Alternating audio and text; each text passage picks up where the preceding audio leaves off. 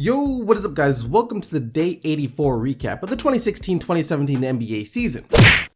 Now in this video, I'm just going to keep it real. This is in no way going to be a video to praise the Warriors or to bash the Cavaliers based on last night's game. Now the Warriors came out and they played a fantastic game. The Warriors did what they had to do, and like I said, I had a feeling they were going to come out like this, where they were looking for blood. They smelled blood right from the beginning and they trounced on the Cleveland Cavaliers and then didn't let the foot up off the gas pedal, which is what you would love to see, because as you guys know, typically when the Warriors have a lead, sometimes they tend to become disinterested. They let up off the gas and then let the other team back into the game, but that didn't happen last night. So props to the Golden State Warriors for doing that, and the Cleveland Cavaliers, quite frankly, just got outplayed. The Cleveland Cavaliers got destroyed last night, and that's just how it goes. But what I want to talk about is the media coverage that the Warriors got after the game. See, like I said before, if the Cavs would have won that game, let's reverse the scripts. As you guys know, the Warriors won by 35 points last night, right? An absolute blowout win. If the Cavs went out and beat the Warriors last night by 35 points, do you know the type of media coverage the Warriors would be getting? Do you know the type of negative media coverage the Warriors would be getting? Part of it probably would have to do because A, it would be on their home court where they lost by 35, and B, because they would have lost 5 straight to the Cleveland Cavaliers and still would not have beaten an elite team so far this season. So I'm sure that would have had something to do with it. So, you know, it's like, I'm fine. I'm not expecting anyone to panic on the Cleveland Cavaliers, say the Cleveland Cavaliers can't beat the Warriors, this is why. No, I wasn't expecting any of that. I don't think anyone was expecting any of that. But what I would expect is for some of these places to show the Warriors at least a little bit of love. Now, I'm not a Warriors fan, in case you're new to the channel. I'm a Detroit Pistons fan. I could care 100% less about the Warriors or the Cleveland Cavaliers. But when you go onto a site today after that game, like ESPN, let's say you go onto ESPN, you'll barely see anything mentioning the Warriors beating the Cavs. Of course, they'll have it in there, but not as like a main article, you know, not one of the bigger articles. It'll be like one of the little sub articles, like Warriors beat Cavaliers, you know, something like that. And then what will be bigger though are these. There were a couple of videos of Stephen A. Smith talking about Draymond Green, saying that he's disgusted with Draymond Green and saying that Draymond Green could cost the Warriors another finals loss versus the Cavs. So those were the main 2 videos posted after the Warriors went out and beat the Cleveland Cavaliers last night. Just think about that. Think about that. Now, if the Warriors lost, I could see those videos coming true. If the Warriors lost, I could see those videos being accurate. I could see why he would make those videos. But when the Warriors win by 35 points, what someone is talking about is that they're disgusted with Draymond Green and that he could cost the Warriors the championship ring this year to Cleveland is kind of ridiculous. It's kind of ridiculous and it's kind of not fair. I'm all about fair coverage, fair media coverage, except when it comes to, like, you know, the Brooklyn Nets, because there's really nothing to talk about with them. Sorry, Brooklyn fans, but you know, there's really nothing to talk about when it comes to that team. Fair media coverage. This is in no way fair whatsoever. Draymond Green had a terrific game last night, a triple-double, 11 points, 13 rebounds, and 11 assists. We don't talk anything about that, but instead what you bring up is this flagrant foul on LeBron James. To all of you guys that hate the Warriors, I understand why you hate the Warriors. I'm not saying you have to like the Warriors or anything like that, but just imagine this is your team, because eventually it will be your team. I said this in a video a long time ago, that one day your team will be on top of the NBA. All right, Bucks fans, one day your team will be on top of the NBA. Timberwolves fans, one day your team will be on the top of the NBA. And what comes with that is a lot of bandwagon fans. You'll have a lot of bandwagon fans hitching their bandwagon to your team, and then a lot of hate towards your team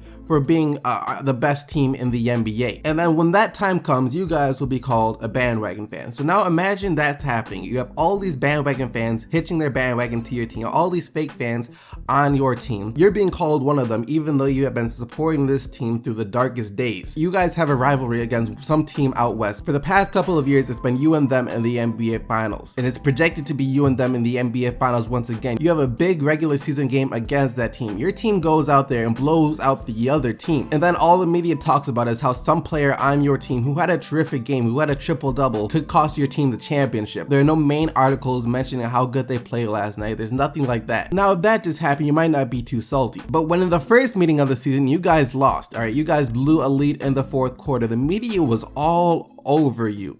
The media was all over you, talking down about your team. Then your team comes back and wins like this in the next meeting, and what they're still doing is talking down about your team to an extent. Now, how would you feel? It's all about fair coverage.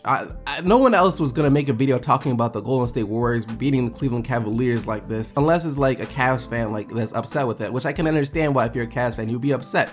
You're probably gonna dislike this video too. I don't know why, because all I'm stating is fact, but it's just true. There aren't many people talking about the Golden State Warriors beating the Cleveland Cavaliers last night, and like I said, I am all for fair coverage. Stephen Curry played great last night, 20 points, 11 assists. This was a game where Stephen Curry basically had to show up. If he didn't show up this game, once again, there would be negative backlash on Stephen Curry. He does show up, and then people just are kind of quiet about it. Draymond Green, a terrific game. Kevin Durant, a terrific game. Klay Thompson was having a good game. You know, the Warriors overall just played a really good all-around game, and I had to give them props. So let me know what you guys think about this down in the comment section below. Do you guys think the media has a bias against Golden State? Is that what you guys think? In my eyes, it kind of appears like it, but then again, you're gonna have people like Skip Bayless who are gonna try and use this game to also talk down about LeBron James' legacy. It goes kind of both ways. I guess there's some media that hates the Cavs, and that's the media that hates the Warriors too. But then again, the media hating on someone is much more controversial. It's probably gonna get many more views than giving props to where it's due. So I guess I could see why they would do that.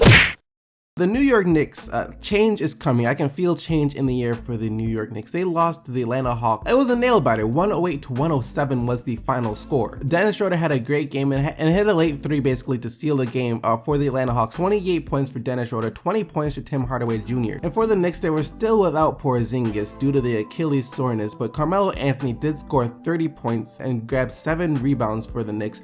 And apparently a meeting with him and Phil Jackson is coming in the next couple of days, so it'll be interesting to see what comes out of that meeting. I told you guys the man Jokic is pure flames. I told you guys this a couple of videos ago. I said he's pure flames, and he responded to the flames well. 30 points, 11 rebounds, and 5 assists for Nikola Jokic. Aaron Gordon also played this game, the other guy I talked about. But once again, like I said, one game he'll have a good game where he gets plenty of touches. The next game he gets virtually no touches whatsoever. Only 4 points on 2 of 6 shooting for Aaron Gordon. Emmanuel Mudiay also had a terrific game too. 18 points and 13 assists. Well, Washington Wizards destroyed the Portland Trail Blazers last night. The Portland Trail Blazers are a team I'm probably going to be talking about pretty soon when it comes to a team that needs to make some changes. I have a list of a few teams that need to make some changes. The Portland Trail Blazers are one of them. 120-101 was the final score. John Wall did his thing once again with 24 points, 7 assists, and another 2 steals. Like I said before, John Wall will go out there and get you 2 steals literally every single game, at least 2 steals. And Markieff Morris also had a great game. 17 points, 13 rebounds, and 5 assists, and 2 steals, and 2 blocks. Isaiah Thomas, another absolutely terrific game. 35 points, 14 of 25 shooting, 7 of 15 from 3, 5 rebounds, and 4 assists for Isaiah Thomas. I believe this was like his 25th straight game with at least 20 points. 25 straight games with at least 20 points, has only not scored 20 points once so far this season. I think I read somewhere that this was the longest stretch where any Celtic has scored 20 points in 25 games or something like that since Kevin McHale. So Isaiah Thomas is starting to put himself in elite company when it comes to Celtics history. And the Boston Celtics got the win over the Charlotte Hornets last night, 108-98. And the Charlotte Hornets continue to slide. They got out to a really hot start this season, and now they're 20-21 on the year. 24 points for Kemba Walker, almost a triple-double for Nick Batum, 8 points, 10 rebounds, and 10 assists. The Sixers have now won 4 in their past 5 games. Very well could have been 5 in a row if Joel Embiid was allowed to play more minutes and on back-to-backs. They actually beat the Milwaukee Bucks last night, 113-104. Joel Embiid, another really impressive showing, an extremely impressive showing. 22 points, 12 rebounds, and 5 blocks in 28 minutes. Absolutely insane the amount of production Joel Embiid gives you for a rookie on minutes restriction. The Bucks have a couple of nice young players too though. 23 points for Jabari Parker and Giannis Antetokounmpo. Giannis also had 6 rebounds, 2 steals, 2 assists, and 3 blocks on the night, and Jabari Parker had 5 rebounds. These are a couple of teams, like I said when I was talking about the Warriors, that eventually people will be hitching their bandwagons to in the upcoming years, so brace yourselves. The Indiana Pacers bounced back after getting humiliated in London by the Denver Nuggets a couple nights ago. They came back and beat the New Orleans Pelicans 98-95. Jeff Teague almost with a triple-double, 16 points, 8 rebounds, 10 assists. Miles Turner, a really good young player, 18 points, 12 rebounds, and 4 blocks. I'm really loving me some Miles Turner. I think he has potential to be a star in this league. Paul George also did his thing, 19 points, 5 rebounds, 6 assists. And Thaddeus Young had a really good game too, 17 points, 6 steals, and ended Terrence Jones's career. This was an important game for both teams. The Thunder trying to get closer to that 4th seed and the Clippers trying to solidify that 4th seed. And it wasn't close. It wasn't close at all. 120-98. Chris Paul wound up leaving the game, I believe with a sprained ankle. So no Chris Paul, but the Clippers still got the win. JJ Redick finished with 20 points on the night. DeAndre Jordan, another dominant game, 19 points, 15 rebounds, and 4 blocks. And former Golden State Warrior Maurice Spade had an amazing game off the bench with 23 points, 10 rebounds, and only 27 minutes. A good team win for the Clippers. Overall, good team win for the Clippers. Up and down the roster, basically everyone contributed, especially when Chris Paul went out. The team seemed to come together more. Without Chris Paul and without Blake Griffin, they have struggled, but not last night.